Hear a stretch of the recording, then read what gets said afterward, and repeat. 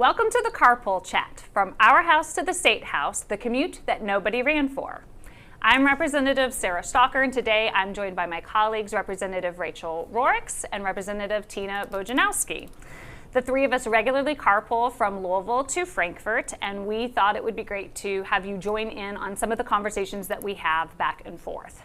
I think the most important thing to talk about this week was the fact that we had a 3-hour commute, which is not normal. How long does it normally take us to get here? 45 minutes. Yeah, 45 minutes, but what happened? So there was a major single vehicle accident. It was a tanker truck, and I understand there was a fatality, unfortunately. But what happened is at exit 35, everyone was taken off the expressway. And so our interns, who happened to use their GPS on their way to Frankfort, followed their GPS and did it. We, who go every week and every day to Frankfort, just went on and got stuck in the traffic. So our moral of the story is that even if we know exactly where we're going, it's pretty handy to put the GPS on in case there are any delays. Yeah. Definitely a new protocol for us, not because we don't know where we're going, but in the event we could have gotten off on exit 32. That could have saved us a significant amount of time. Exactly. Yeah, absolutely. But it did give us longer to chat. It did. And we streamed a committee meeting while we were going, so that was productive use of our long commute. We do. Right. We make every minute count.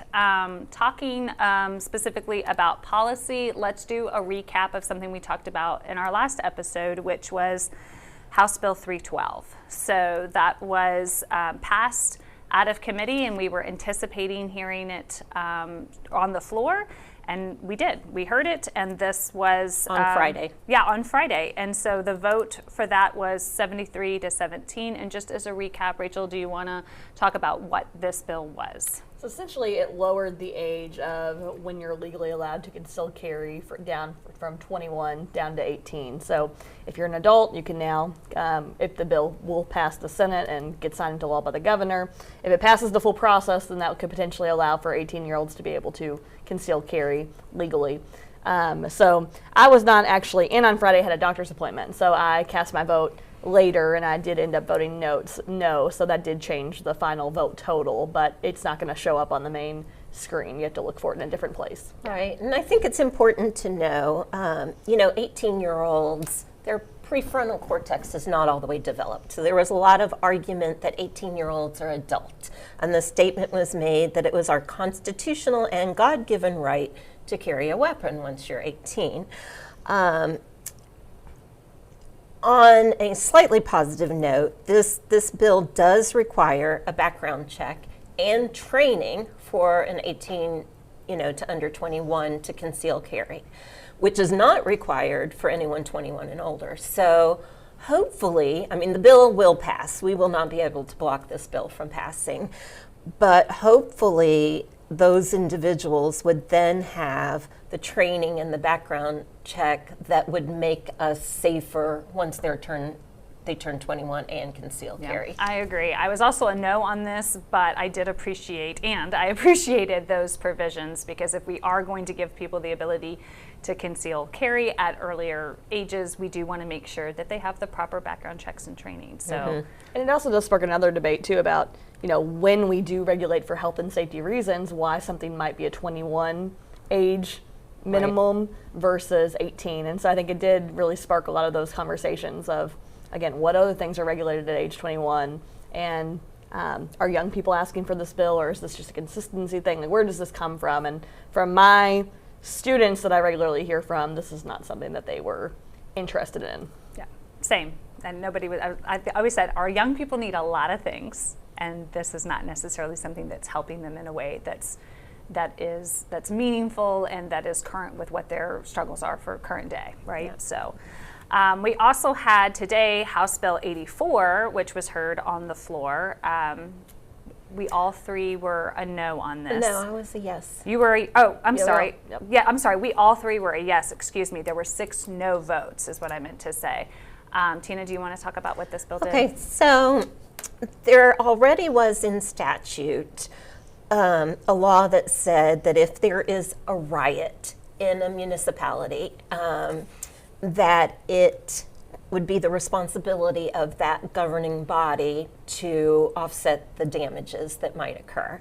However, because the phrase for Louisville is a Consolidated local government, because that wasn't specifically stated in there, Louisville and Lexington were the only two cities that were not required, per our Supreme Court, to be responsible for a riot, damages from a riot. So this bill effectively just changes that language to further define local government, so it's all the governments in the state, which is really non-problematic.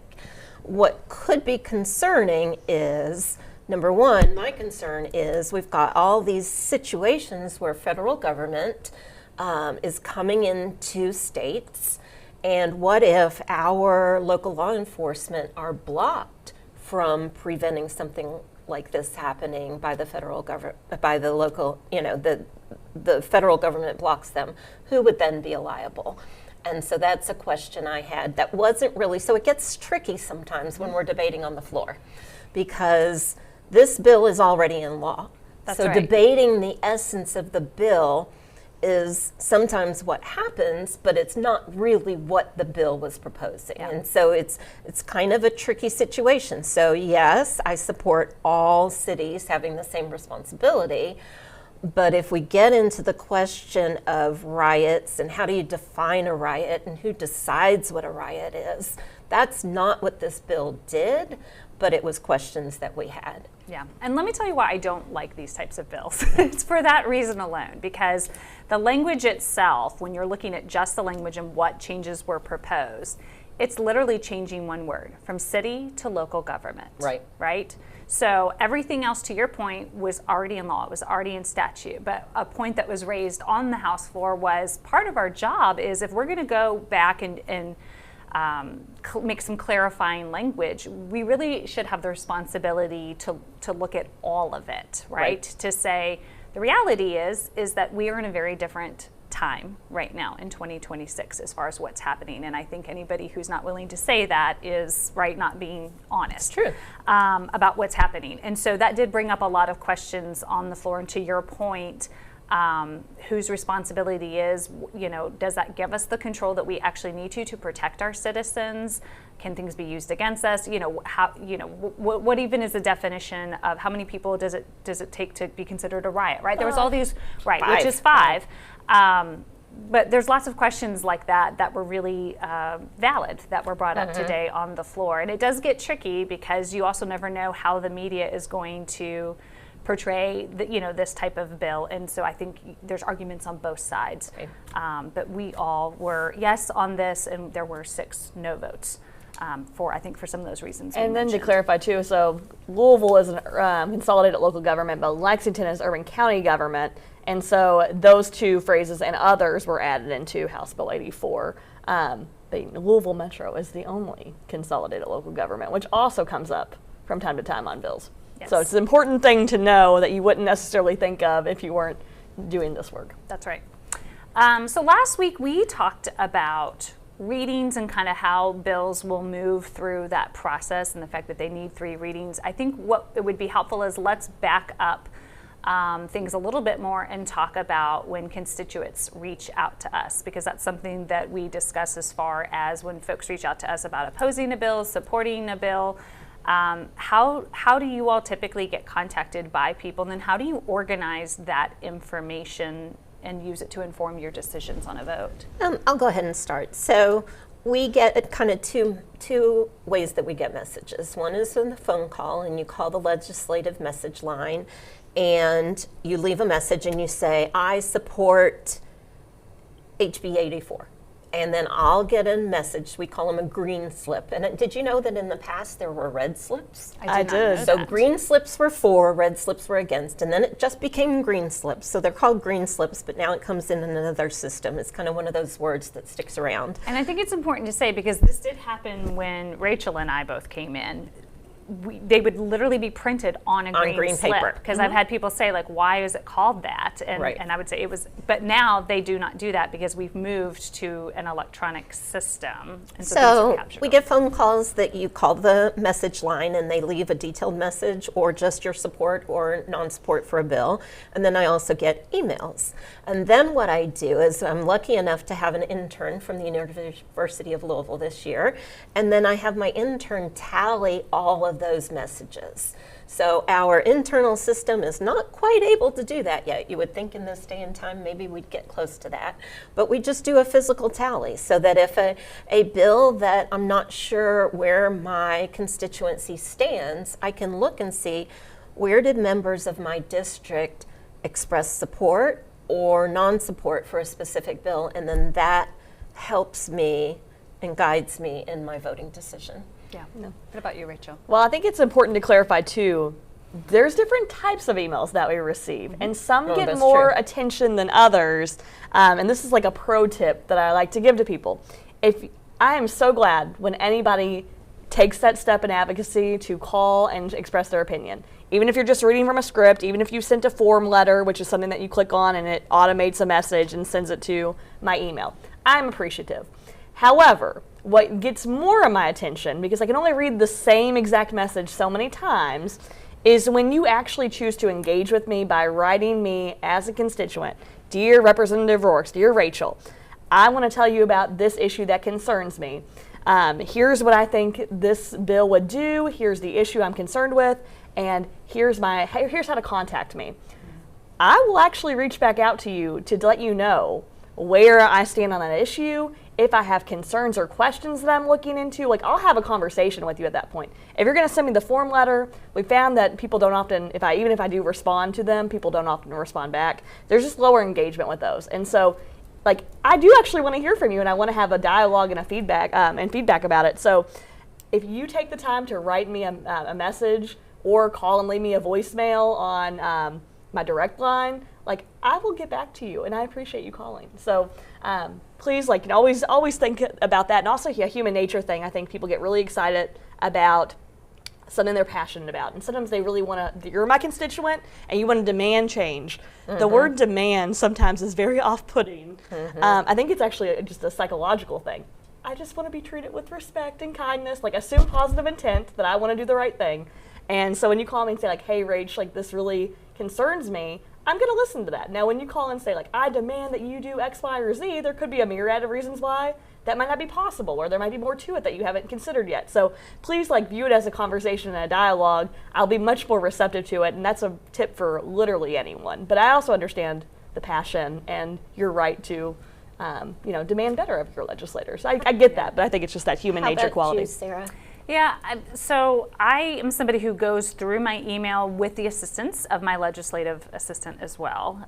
So some people just have their legislative assistant deal, with all of their communications, and they're not as hands-on. It's a combination of both, just because it's a capacity issue for us, right? We have one person who is assisting us, and not just us. We share them with other legislators, is what I always tell people. So capacity challenges are real, but my preference is, I love it when people will send me a real email. Mm-hmm. And when I say real email, here's really what I mean. I mean, whether you were sitting down to your computer and you were typing it just literally from your email account to my email, or if you are using the portal. So if you go onto the LRC's website, every legislator has a bio page, and you can contact your legislator through that as well. And so that's one way of doing it.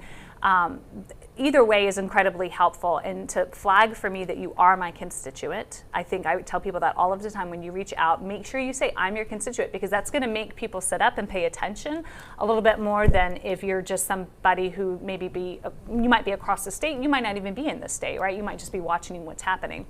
So I think that makes a huge difference. I also sometimes will get physical pieces of mail from people, whether they're postcards or letters on particular issues. So I read those. I think that's helpful. And I always tell people, again, to the form letters, I know they're very easy ways and low-hanging fruit for people to take action. If there's advocacy groups that people follow that will send out those messages and say, hey, contact your state representative, it's very easy for them to kind of hit that button, fill in their information, and it gets over to us. but it just doesn't have the same, impact. So I always tell people, even if you're going to use that, try and customize it. Customize Right. the subject line. Customize, if there's a story in there, please include that.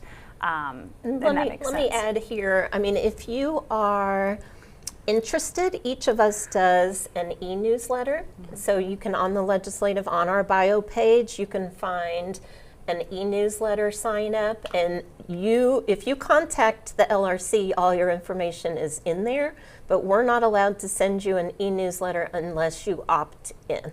So if you're interested in, if we are, or maybe if we're not, because mine send to people who aren't my constituents as well. If you're interested in hearing updates for us in our newsletter, we don't cover everything in the Carpool Chat. You can sign up for that there too. Yep, that's a really good point. So what about the focus for this week? What are some things that you guys heard in committees or bills that you want to talk about? Well, I had some exciting news. I became the ranking minority member for local government, which is a new position that has been added. So on that committee, we had a bill this week, House Bill 276, which was related to backyard chickens. And it was saying that the state, like all across the state, unless you're in a homeowners association or somewhere deed restricted, you could by right have up to 6 chickens. And I'm sure local government could come in and say you could have more, but it even doesn't matter, urban, rural, like you could have at least 6 chickens.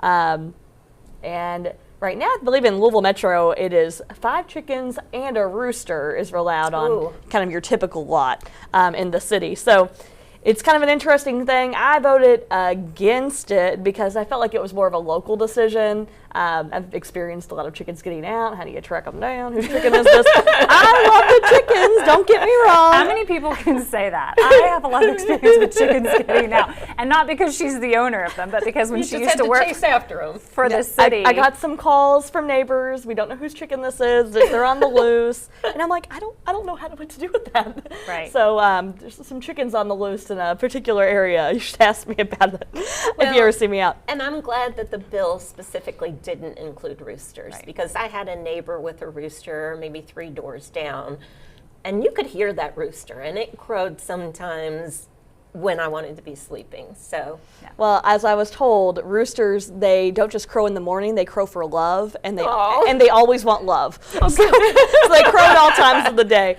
But I think my father-in-law called me and he goes, Rachel, I heard you talking about that bill, and I heard they quoted you saying that you love a good quality egg. That's right. And I was like, I was just trying to be polite. Like, Yeah. I love farm fresh eggs, but I think this is And a I local, cannot vote for this. and I think local government should be the one to regulate this, not the state. Yeah.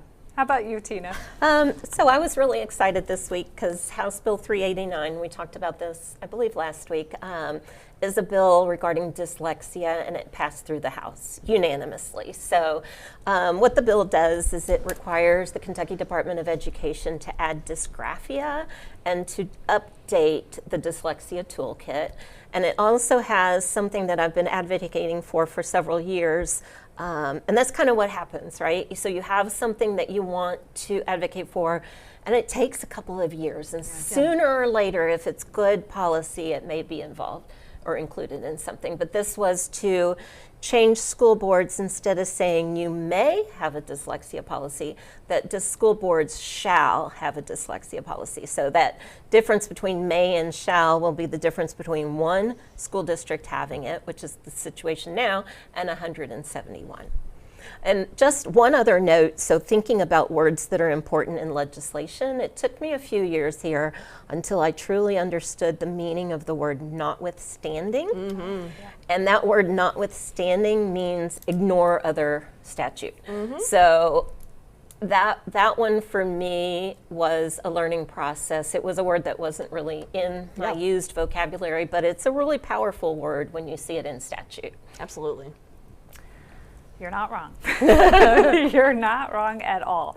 So I'm on local government as well. It's interesting because we have different perspectives. I typically am somebody who says, yes, I always want to look for, local control, but I voted for the chicken bill because I think when you get into people who are trying to produce food for themselves, and there was a specific call out about that you cannot sell from your home, right? That this is just for your personal family's consumption. You cannot sell the eggs.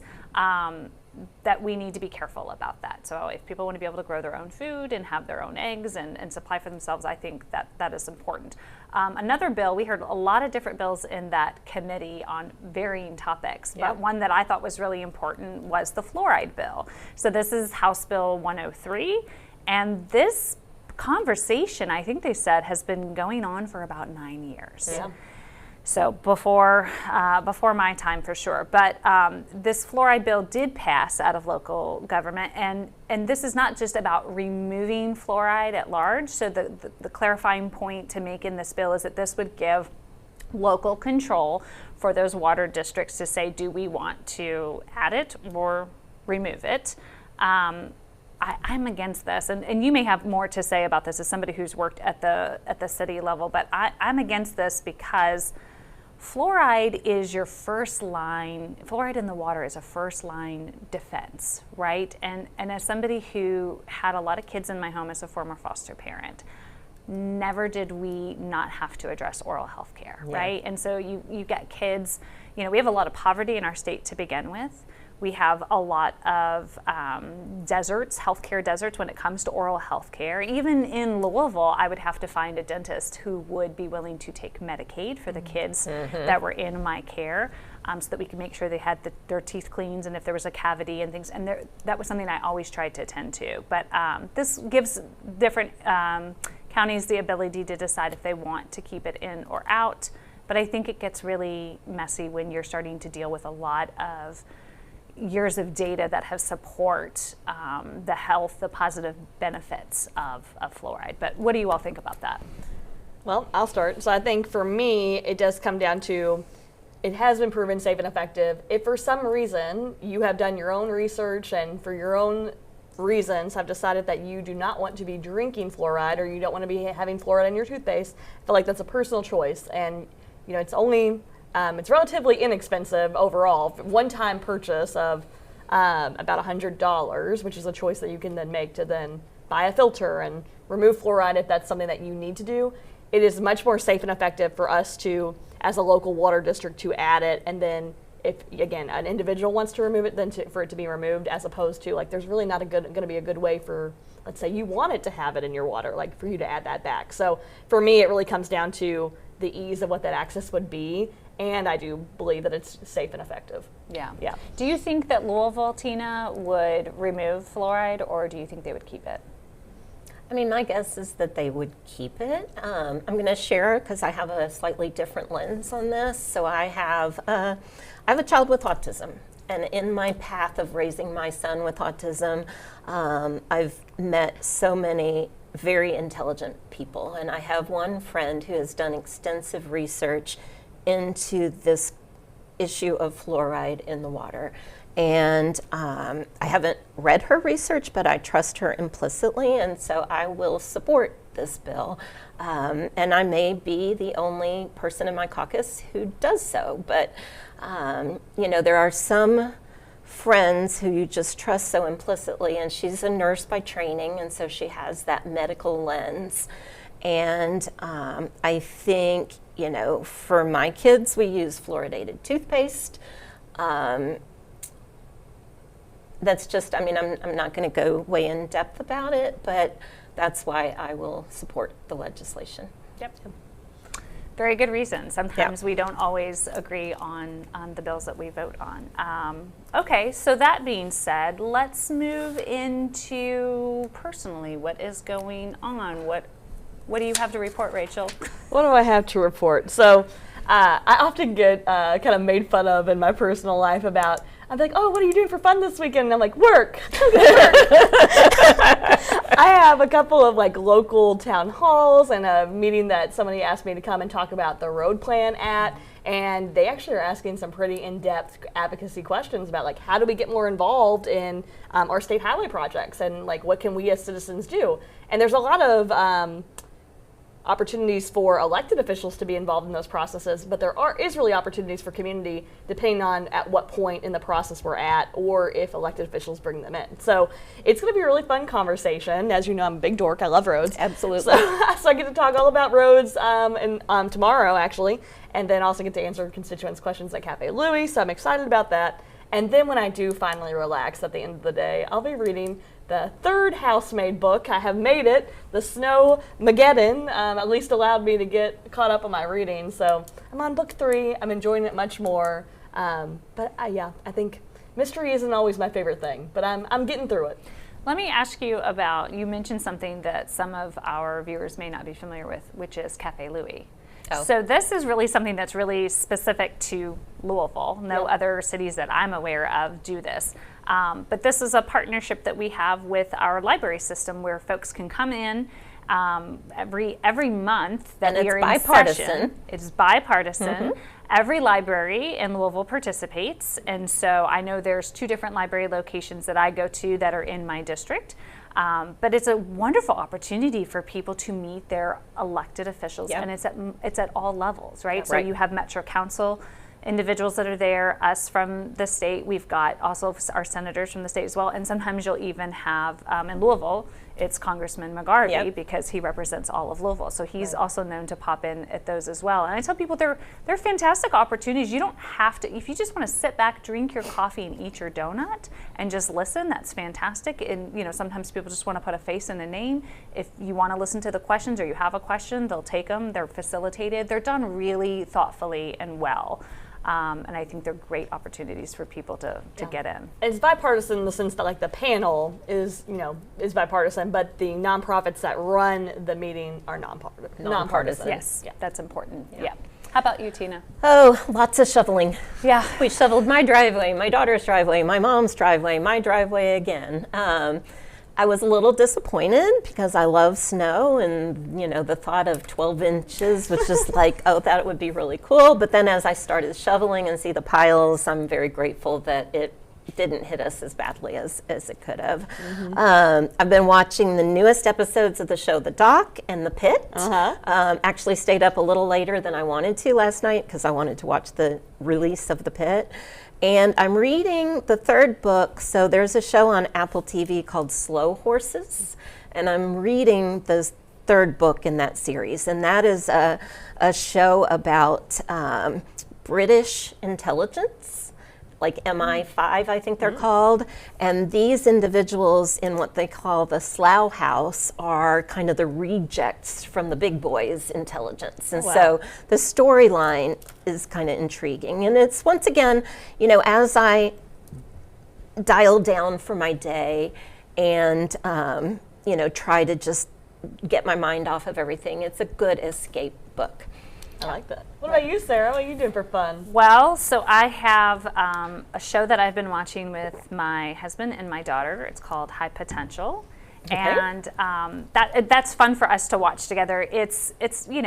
We're solving crimes, but you've got this main character who has this very high aptitude and IQ to be able to come in and solve cases, and so she becomes this consultant that they bring on to their team.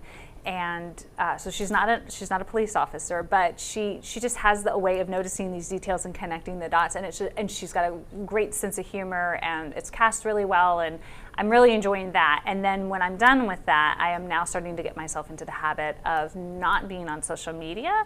And I forced myself, in preparation for the potential snow that we were going to get, went to my library to get a couple of books in the event that we completely lost power. But now I'm just trying to read a chapter a night and then go to bed and not let my brain continue to go. And it really does help me just wind down and put me to sleep at a reasonable time. So I'm grateful for that, because anytime you can wake up before your alarm goes off, not too early. Right, no, that's happened to me a couple days. We don't want it to become problematic, but if we're talking 30 to 15 minutes, that's also really nice too. So that sounds good. Well, thank you so much for joining us on another episode of the Carpool Chat. That wraps up this episode. We hope to see you next week. Today's episode is sponsored by GPS. Use it or get stuck in 3 hours of traffic.